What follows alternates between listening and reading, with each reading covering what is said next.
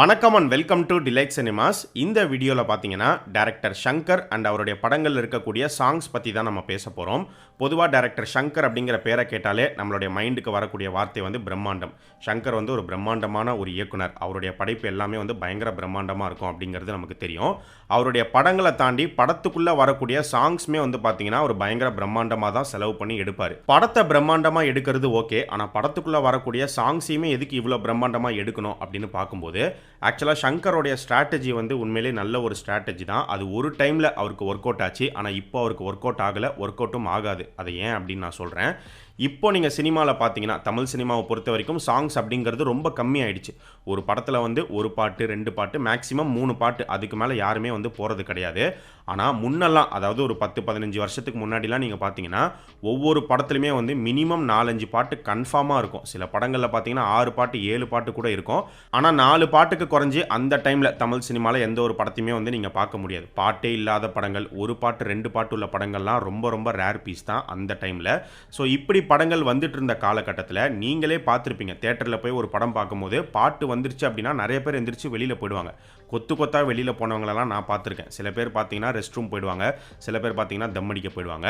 இந்த விஷயத்தை கூட ஒரு படத்தில் டயலாகாக சொல்லியிருப்பாங்க. நம்ம புரட்சி தளபதி விஷால் நடித்த மலைக்கோட்டை படத்தில் பார்த்தீங்கன்னா அவரே சொல்லுவார், பாட்டை கிட்ட போட்டுறாதீங்க, நாங்கள் பாடினாலே எந்திரிச்சு ஓடிடுறாங்க அப்படின்னு.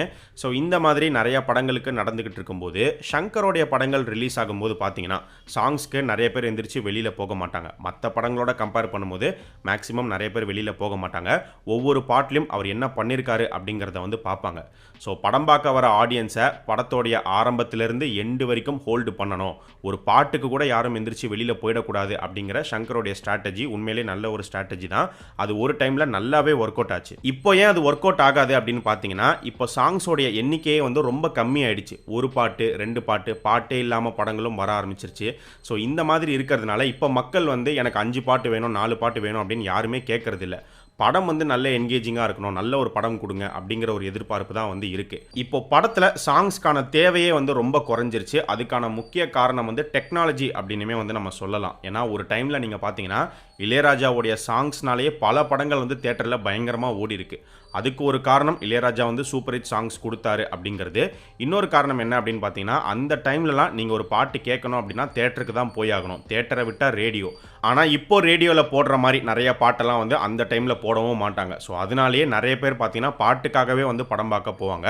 அதுக்கப்புறமா தான் ஒரு கட்டத்தில் கேசட் வந்துச்சு, அதுக்கப்புறமா சிடி வந்துச்சு. இப்போ பார்த்தீங்கன்னா நம்ம பாட்டு கேட்கறதுக்கு தியேட்டருக்குலாம் போகணுங்கிற அவசியமே கிடையாது அப்படிங்கிற ஒரு நிலைமையே வந்துருச்சு. பாட்டு கேட்கணுமா, ஃபோன் எடுத்து ஒரு பாட்டை வந்து ஆடியோவாவோ வீடியோவாவோ கேட்டுக்கலாம், பார்த்துக்கலாம். இப்போ ஒரு படம் பார்க்கும்போதே படத்தோடைய கதை ரொம்ப மோசமாக இருக்குது, ஸ்க்ரீன் பிளே சுத்தமாக சரியே இல்லை, ஆனால் படத்தில் வரக்கூடிய சாங்ஸ் எல்லாம் சூப்பராக இருக்குது, பயங்கர பிரம்மாண்டமாக இருக்குது அப்படின்னாலுமே அது ஒரு பெரிய ப்ளஸ்ஸாலாம் அந்த படத்துக்கு வந்து அமையாது. ஏன்னா மெயின் வந்து பார்த்தீங்கன்னா படத்தோடைய கதை, திரைக்கதை தான். அதுக்கப்புறம் தான் வந்து சாங்ஸ். ஸோ முன்ன ஷங்கருக்கு நீங்கள் பார்த்தீங்கன்னா அவர் எடுக்கிற ஒவ்வொரு படமும் ஹிட் ஆகிட்டே வந்துச்சு. ஸோ படத்தோடைய ஸ்க்ரீன் பிளே அவர் பயங்கரமாக பண்ணிடுவார்.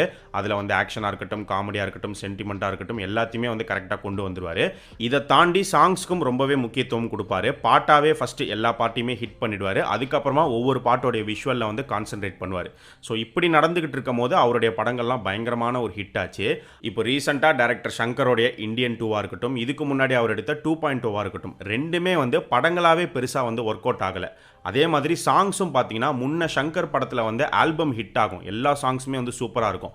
அந்த மாதிரி இந்த 2 படத்துக்குமே வந்து அமையல. ஆனால் இந்த 2 படங்களும் பிரம்மாண்டமாக எடுக்கப்பட்ட படங்கள் தான். இந்த படத்தில் வரக்கூடிய சாங்ஸுமே பார்த்தீங்கன்னா நிறைய செலவு பண்ணி பிரம்மாண்டமாக தான் எடுத்திருப்பாரு. பிரம்மாண்டத்திலேருந்து அவர் கீழே இறங்கவே இல்லை. ஆனால் அப்படி இருந்துமே இந்த 2 படங்கள் வந்து பெருசாக போகலை.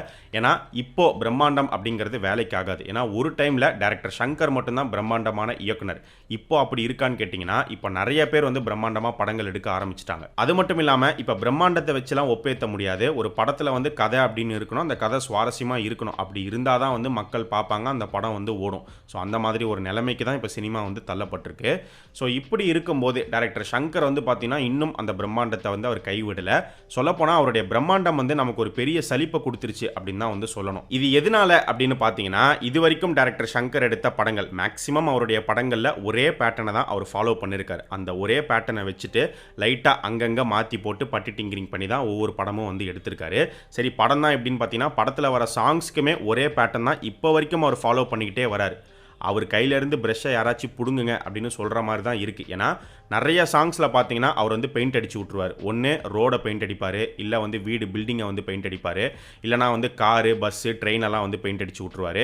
இப்படி எதுவுமே கிடைக்கலனா ஆளுங்களை கூட்டிகிட்டு வந்து அவங்களுடைய தொப்பையில் வந்து பெயிண்ட் அடித்து விட்ருவார். இது இப்போ வரைக்குமே கண்டினியூ ஆகிட்டு இருக்கு. ஸோ இந்தியன் 2 படத்தில் அந்த தாத்தா வராரு சாங்லையுமே நீங்கள் பார்த்துருப்பீங்க, பில்டிங்லலாம் வந்து ஃபுல்லாக பெயிண்ட் அடித்து விட்ருப்பாரு. அடுத்து ரிலீஸ் ஆக போகிற அவருடைய கேம் சேஞ்சர் படத்துலையுமே பார்த்தீங்கன்னா முன்னாடி வந்து ஒரு ஃபஸ்ட்டு சிங்கிள் ரிலீஸ் பண்ணாங்க ஜருகண்டி அப்படின்னு.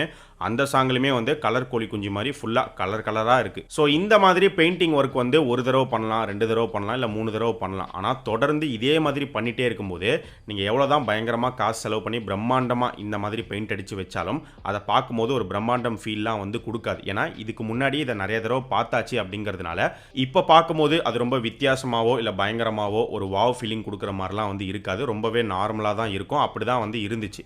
ஒரு படத்தை நீங்கள் பிரம்மாண்டமாக எடுக்கணும்னா எடுங்க, ஒரு பாட்டையும் நீங்கள் பிரம்மாண்டமாக எடுக்கணும்னா எடுக்கலாம். ஆனால் ஃபஸ்ட்டு ஒரு படத்துக்கு பிரம்மாண்டம் தேவையா இல்லையா அப்படிங்கிறத முடிவு பண்ணணும். முடிவு பண்ணதுக்கப்புறமாவும் எல்லாத்துக்கும் ஒரு லிமிட் இருக்குது. அதே மாதிரி பிரம்மாண்டத்துக்கும் ஒரு லிமிட் இருக்குது. ஆனால் சங்கர் வந்து பார்த்தீங்கன்னா ரொம்ப எக்ஸ்ட்ரீம் போகிறாரு அப்படிங்கிற மாதிரி ஏற்கனவே அவர் மேலே ஒரு பெரிய விமர்சனமும் இருக்குது. அது உண்மையும் கூட.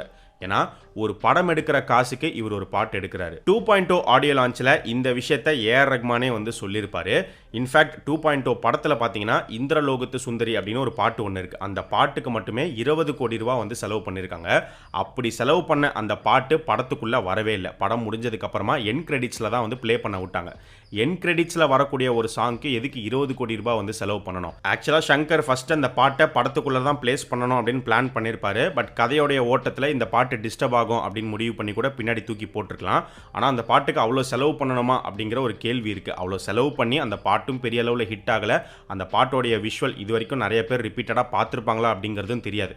நான்லாம் கடைசியாக தியேட்டரில் படம் பார்க்கும்போது அந்த பாட்டை பார்த்தேன். அது கூட ஃபுல்லாக பார்க்கல. ஒரு பாட்டை பிரம்மாண்டமாக எடுக்கிறது தப்பு இல்லை. ஆனால் ஒரு படம் எடுக்கிற காசுக்கு அவ்வளோ பிரம்மாண்டமாக ஒரு பாட்டை எடுக்கணும் அப்படிங்கிற அவசியம் கிடையாது. ஏன்னா நிறைய ஃபிலிம் மேக்கர்ஸ் வந்து பார்த்தீங்கன்னா படம் பண்ணணும் அப்படின்னு சொல்லி முயற்சி பண்ணிட்டு இருக்காங்க. நிறைய நியூ டேரக்டர்ஸ் எடுத்துக்கிட்டிங்கன்னா என் கதைக்கு வந்து 2 கோடி ரூபா பட்ஜெட் கிடைச்சா போதும் நான் படம் பண்ணிடுவேன், 3 கோடி ரூபா பட்ஜெட் கிடைச்சா போதும் நான் படம் பண்ணிடுவேன் அப்படின்னு சொல்லி நிறைய பேர் வந்து ட்ரை பண்ணிட்டு இருக்காங்க. ஏன் எக்ஸிஸ்டிங் டேரக்டர்ஸே நீங்கள் எடுத்துக்கோங்க, அவங்களுக்குலாம் இந்த 20 கோடி ரூபா பட்ஜெட் கிடைச்சதுன்னா ஒரு நல்ல படத்தையே எடுத்து ரிலீஸ் பண்ணிடுவாங்க. இப்போ அடுத்து டேரக்டர் சங்கர் எடுத்துட்டு இருக்கிற கேம் சேஞ்சர் படத்தில் வரக்கூடிய அந்த ஜெருகண்டி சாங், அந்த சாங்குடைய பட்ஜெட் எவ்வளோ அப்படின்னு பார்த்தீங்கன்னா 15லிருந்து 20 கோடி ரூபாய்க்குள்ளே இருக்கும் அப்படிங்கிற மாதிரி சொல்லப்படுது. அது மட்டும் இல்லாமல் இந்தியன் 2 படத்தை பற்றியுமே ரொம்ப நாளைக்கு முன்னாடி ஒரு நியூஸ் வந்துருந்துச்சு. இந்த படத்தில் ஒரு சாங்குக்காக சங்கர் வந்து 30 கோடி ரூபா பட்ஜெட் கேட்குறாரு அப்படின்னு சொல்லப்பட்டுச்சு. ஆனால் அந்த சாங் வந்து இந்தியன் 2ல் வந்த மாதிரி தெரியல, இந்தியன் 3ல் வரும் அப்படின்னு நினைக்கிறேன். அந்த சாங் அவ்வளோ பட்ஜெட்டில் தான் எடுத்தாங்களா இல்லை கம்மி பண்ணி எடுத்திருக்காங்களா அப்படிங்கிறதுமே வெயிட் பண்ணி தான் பார்க்கணும். ஸோ டேரக்டர் சங்கர் வந்து இங்கே பிரம்மாண்டமாக படமே எடுக்கக்கூடாது அப்படின்னு இங்கே யாரும் சொல்ல வரல. பிரம்மாண்டமாகவே எடுங்க, ஆனால் எடுத்ததே திரும்ப திரும்ப எடுக்காமல் கொஞ்சம் வித்தியாசமாக புதுமையாக ஏதாவது ஒன்று ட்ரை பண்ணுங்கள். பிரம்மாண்டத்தையுமே வந்து ரொம்ப எக்ஸ்ட்ரீமாக போகாமல் கொஞ்சம் லிமிட் பண்ணால் ரொம்பவே நல்லாயிருக்கும். ஸோ நீங்கள் இதை பற்றி என்ன நினைக்கிறீங்க, உங்களுடைய ஒப்பீனியன் என்ன அப்படிங்கிறத மறக்காமல் இந்த வீடியோவுடைய கமெண்ட் செக்ஷனில் சொல்லுங்கள்.